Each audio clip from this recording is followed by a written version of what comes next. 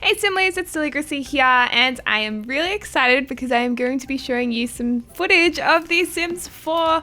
I didn't have very long. I was at a preview of The Sims 4 in Sydney this week, which is very exciting, but I didn't have very long to record, and so it's a little bit rushed, but I just wanted to show you guys a bit of building for this video, and I'll be making a second video where I'll show a little bit of the playing, or let's playing, I suppose. But anyway, here's just a few ideas, I guess, of how you can change the colors now without creator style, but we can use swatches. And you know, you can make things look pretty different. It's not as flexible as it used to be, sadly, but still pretty awesome. I am loving the graphics in this game. I think it looks really, really nice. And yeah, just having a play around. Of course, this room, if you guys know me well, we would completely change it. But anyways, we didn't have time for that. So we're just having a bit of a play. And I love the backpack actually, and a lot of the decor items. And there are so many pot plants, which is just deli heaven, to be honest.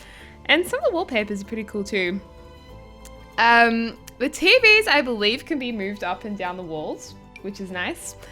Different from The Sims 3. And I love that you can put plants like on the bottom shelf of bookshelves. Like there's room not just on the top of the shelves, like you can do the middle of the shelves as well. You can also scale up objects. So this is like a ginormous teddy bear, which is freaking sweet. Just casually in the front yard. Very nice.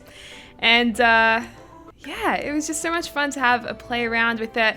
Of course, when you're doing fencing, you just kind of hover your cursor over it and it'll change the whole section of fencing rather than like deleting it and having to do it manually, I guess. You can also change from morning, afternoon to night lighting too. And the roofing, this is really nice. You can change all the different sections of the roof, like different colors, and I love that. There's also some new fun things you can do with kitchen counters. You can get an idea here. You can make circular counters, and I did try to stick a pillar through it, but unfortunately at this stage there is no move objects cheat, so we're actually not able to do that. But I did have a go. I did have a little go, and yes, we are doing a very strange outdoor room at the moment, but how cute are the garden gnomes? I love them. They're so cute. But yeah, just having a play around, I guess. Lovely pot plants. You can get a good gaze at all the different pot plants there, and lots of different paintings. It's kind of cool. There's a lot of wall decals as well that you can use. And this is an idea of how closely together the paintings can sit. You can actually stack them and join them from the edges, which is really nice. Which is quite good. I also used the Motherload cheat. That's exactly the same, which is pretty good. But I've got to say, after having a play around with building and furnishing, I think there's definitely a much stronger focus on the actual playing of the game. So I'm excited to show some of that in another video. So this is the fountain tool. As you guys know, in The Sims 4, there won't be any pools, but having the fountains in the game is a really nice compromise, I guess. And, you know, I love how there's edging around it, and you can make it look really pretty with lots of different, I don't know what you call them, jets, I suppose. So I was having a bit of fun experimenting with those. And yeah, the only issue is without having move objects in the game, putting things in like lily pads and items like that becomes difficult when you can't layer things. So I was struggling a little bit here with that.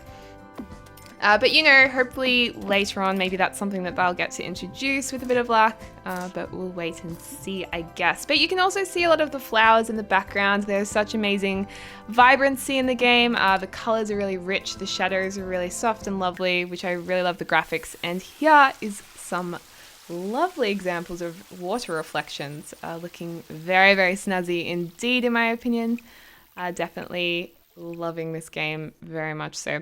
But anyway, guys, I will have a let's play focused short video next up, so you can have a look at a bit of gameplay, I guess. But here's the different interiors. I know it's not much. I'm sorry I couldn't spend more time on it. But it does give you a little bit of an idea of the type of experimentation you can do. And there's the gnomes. I love them so much. But anyway, guys, thank you so much for watching. I hope you're having a lovely morning, afternoon, or evening, wherever you are. And I'll speak to you soon. Bye.